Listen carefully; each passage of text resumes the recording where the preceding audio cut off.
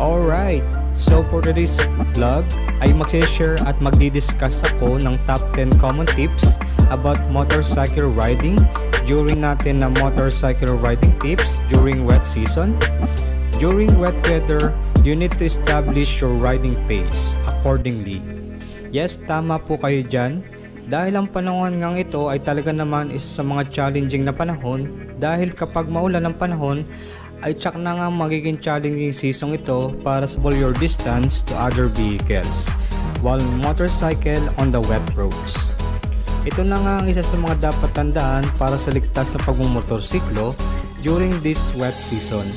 Dahil nga sa mga panahon ito ay hindi lamang basang kalsada ang pwedeng kaharapin ng isang rider during this wet weather season, ay nandyan ang posible pang ma-encounter ito ng putikang kalsada or mud roads na posibleng magdulot ng pagka-slide ng motorsiklo kung hindi ito